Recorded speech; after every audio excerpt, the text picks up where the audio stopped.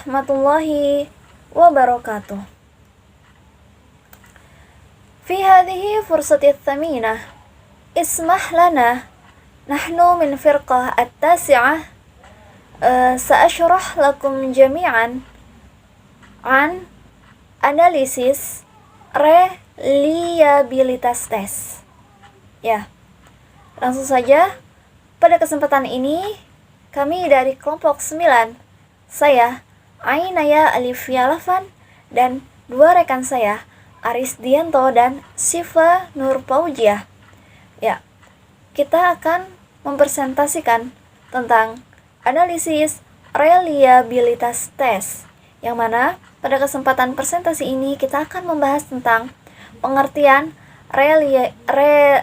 reliabilitas tes, metode-metode dalam reliabilitas tes, dan yang terakhir bagaimana kita mengetahui cara untuk mengetahui kereliabelan suatu tes. Seperti itu.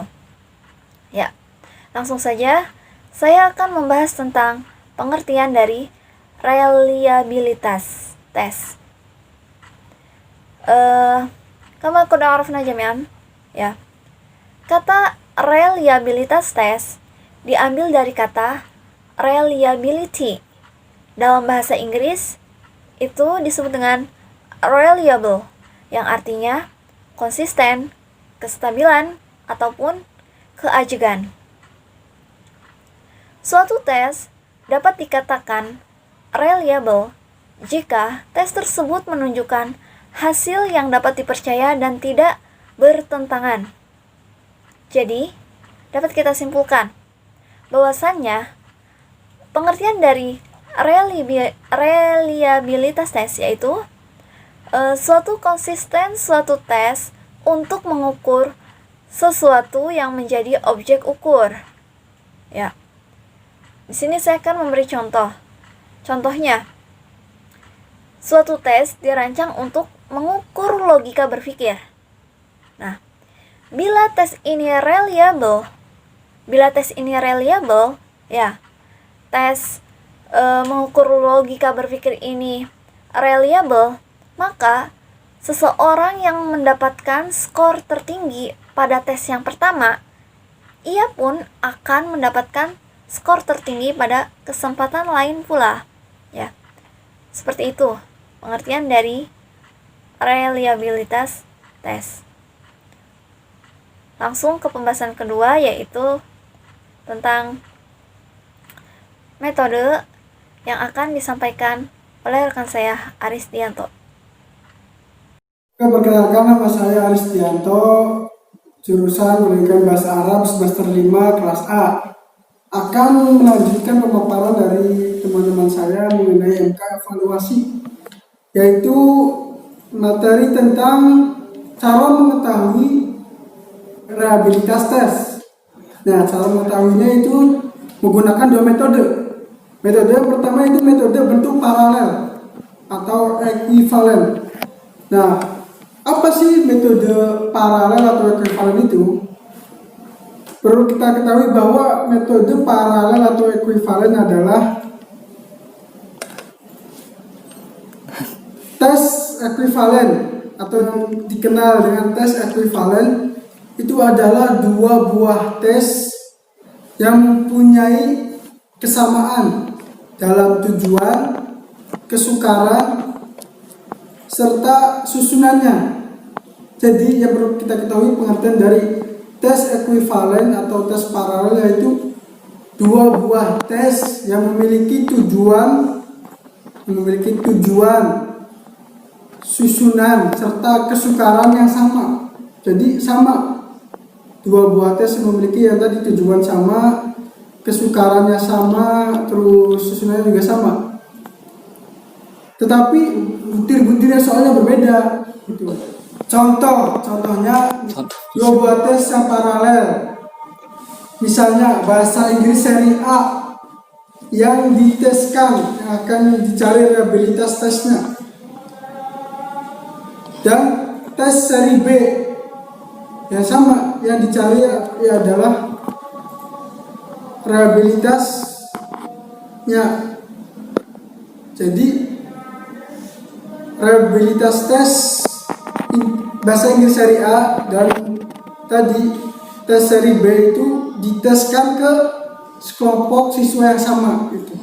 Diteskan di kelompok siswa yang sama. Nah, kemudian setelah itu hasil keduanya dikorelasikan. Jadi hasil tes keduanya antara seri A dan seri B ini dikorelasikan atau dikumpulkan. Nah, setelah dikumpulkan, koefisien dari korelasi dari kedua hasil tes tersebut, jadi dari koefisien dari korelasi kedua hasil tes tersebut menunjukkan koefisien reliabilitas tes seri A. Jadi setelah dikumpulkan tes seri A dan tes seri B itu dikorelasikan, dikumpulkan, nah, kemudian kan hasil dari keduanya itu, korelasi keduanya itu dinamakan korelasi reliabilitas seri A. Nah, jika koefisiennya tinggi, maka tes tersebut dinamakan atau bisa dikatakan juga reliable. Nah, jika koefisiennya tinggi, itu maka bisa dikatakan tes tersebut adalah tes reliable. Selanjutnya metode yang kedua itu menggunakan metode tes ulang atau disebut juga dengan tes retest method. Jadi tes ulang yaitu dalam metode ini pengetes hanya memiliki satu seri tes. Jadi dalam metode ini pengetes itu cuma memiliki satu tes, memiliki satu seri tes yang diteskan kepada siswanya. Nah, akan tetapi dicoba sebanyak 2 kali. Jadi satu tes, satu seri tes, tapi dicoba sebanyak 2 kali kepada siswanya.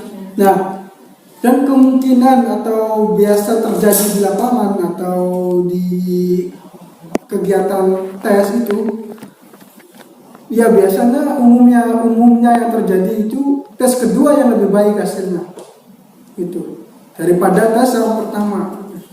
Nah, tadi kan tes retest method itu kan metode tes ulang ya.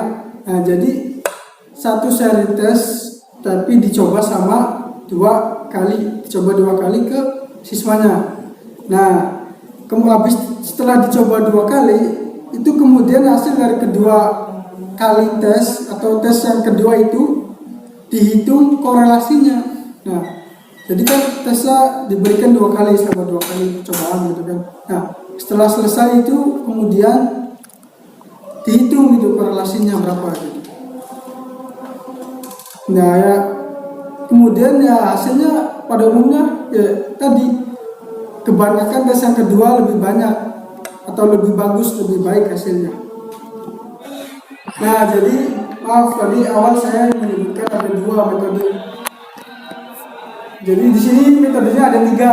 Yang ketiga yaitu metode split half method atau metode belah 2. Nah, berbeda dengan yang tadi awal, tes ulang, metode tes ulang dan bentuk tes paralel atau ekuivalen. Di sini itu hanya 1 kali. Tes dilakukan hanya menggunakan sebuah tes dan dicoba 1 kali. Jadi sebuah tes itu dicobain satu kali percobaan. Nah, metode ini juga disebut juga dengan single test trial method. Nah, untuk metode belah 2 kali ini itu terbagi menjadi 2 bagian. Yang pertama, membelah item-item genap. Jadi digenapkan dulu, bilangannya itu dirubah menjadi ke bilangan genap-genapnya dulu. Dan item-item ganjil yang selanjutnya disebut belahan ganjil genap. Dan yang kedua, membelah item-item awal dan item akhir. Nah, yang pertama tadi membelah item genap dan item-item ganjil.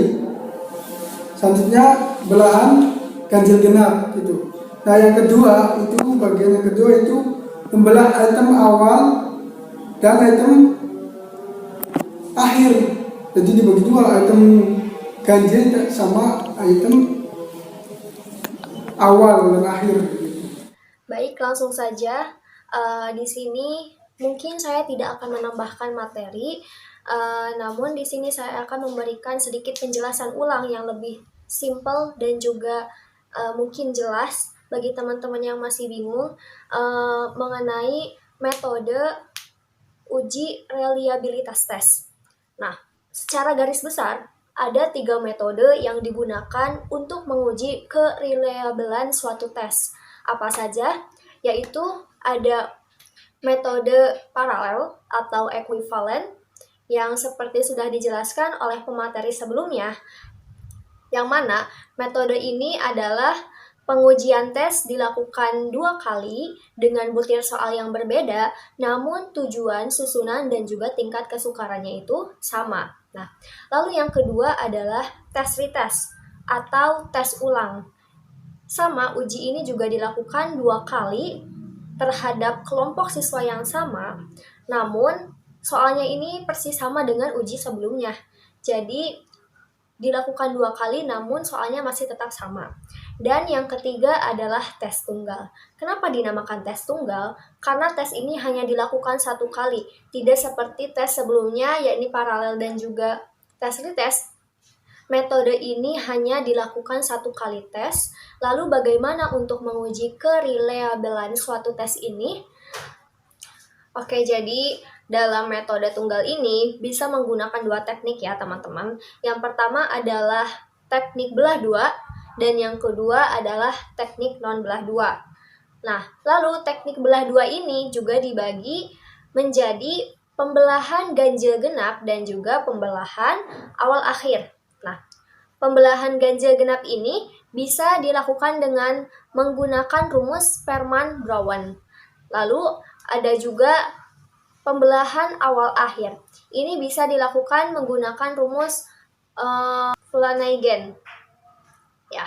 Dan yang kedua adalah teknik non-belah 2. Teknik non-belah 2 ini bisa menggunakan rumus yang pertama adalah KR, ada KR20 dan KR21. Jadi ini tuh 2 rumus yang berbeda, namun karena dicetuskan oleh 2 orang yang sama, yakni Corel dan juga Richardson, maka dinamakan KR ya. Dan juga bisa juga menggunakan rumus alpha. Nah, ini adalah rumus yang digunakan dalam teknik non-belah 2 metode tunggal. Mungkin cukup sekian penjelasan dan juga penyampaian ulang dari saya. Semoga bisa dicerna dengan baik. Sebenarnya uji reliabilitas ini erat kaitannya dengan statistik. Nah, terutama dalam penggunaan metode tunggal yang mana semuanya menggunakan rumus yang telah ditentukan. Ada Sperman-Brown, ada Flanagan, dan juga KR atau alpha. Nah, rumus-rumus yang dipakai di situ menggunakan rumus-rumus yang dasar yang ada di statistik. Maka mungkin salah satu kendala yang kita alami dalam mempelajari uji reliabilitas ini adalah karena kita belum belajar mengenai statistik. Jadi mungkin agak kelabakan. Baik, sekian yang dapat saya sampaikan. Billahi taufiq wal hidayah. Wassalamualaikum warahmatullahi wabarakatuh.